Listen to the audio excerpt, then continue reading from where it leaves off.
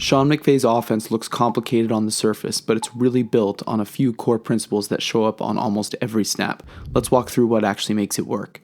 When you study the modern Rams offense, the first thing that stands out is how Sean McVay manufactures a numbers advantage before the ball is even snapped. While the rest of the league has spent a decade living in shotgun and spreading the field, McVay has gone the opposite direction. He's using more under center snaps and more 13 personnel than anyone in football, and those two decisions completely reshape how defenses are allowed to line up.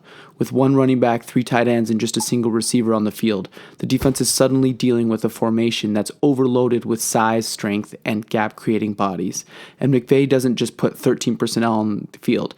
He'll stock all 3 tight ends on one side to create a rare 5-man surface. That alignment alone forces the defense into math they cannot win. The offensive line gets cleaner double teams and more control over how the front is allowed to fit the run. But the numbers advantage doesn't stop with tight ends. McVay has built his offense around hybrid skill players, guys like Puka Nacua, Xavier Smith, and Davis Allen, who can function as fullbacks, tight ends, or traditional receivers depending on what the play demands. You'll see a tight end like Allen motion across the formation, insert into the B-gap, and lead through the hole like the old school fullback. When on the very next snap, McVay will take the wide receiver like Xavier Smith and give him the exact same assignment. When these players insert late, it changes the math of the play at the last second, giving the offensive line better leverage and allowing double teams to stay on longer before climbing to the linebackers. And because these skill players can kick out an edge defender, insert into the interior, slice across the formation, or slip into a route, the defense can't key what they're seeing. Linebackers don't know if they should step downhill and take on the block or hesitate in case that same player releases past them on play action. That moment of hesitation is all McVay needs to win the numbers game at the point of attack. This is why his condensed formations work. They compress the defense, reduce the available gaps, and force the front 7 to play on McVay's terms. Eventually, after getting hammered by heavy looks and downhill runs, defenses are forced to abandon their preferred too-high world and drop the second safety closer to the line of scrimmage just to survive. And that is exactly what McVay wants. That's the first principle of the McVay system. Use personnel, alignment, and post-snap movement to create numbers advantage that defense can never truly match. Before I go any further, I can tell you like understanding why the players do what they do and not just watching the ball go up and down the field. Check out my extensive football strategy playlist at the end of this video and subscribe so you can see more content like this. The second defining principle of his offense is how seamlessly the run game and the pass game are tied together. In an era where most spread-heavy offenses live almost exclusively in shotgun, telegraphing whether a play is run or pass based on alignment, the Los Angeles Rams do the opposite. They play the quarterback under center more than anyone in football, and that single choice changes the entire structure of the defense. From under center, the ball hits downhill faster, the running back has better angles, and the offensive line can run a wider variety of concepts. But the real edge comes from how identical the Rams make their run and pass look. When the offense lines up in heavy, condensed formations with 13 personnel, the defense has to respect the run, because the Rams will use those tight ends and hybrid receivers to hammer away inside. So on every snap, the front 7 has to be ready to fit the run immediately. That's exactly why McVay's play-action game is so devastating. When the quarterback turns his back on an under-center play fake, the defense loses eyes on the ball. Meanwhile, the backfield action looks exactly like the downhill runs that have already punished them.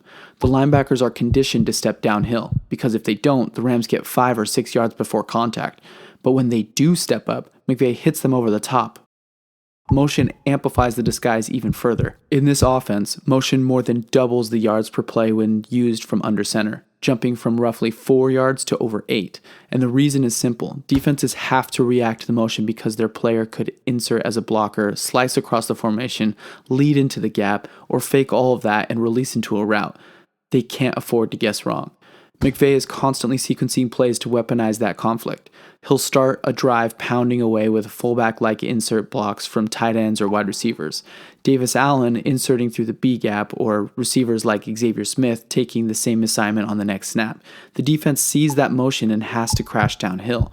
But then McVay runs the same motion with the same player and calls a play-action concept instead.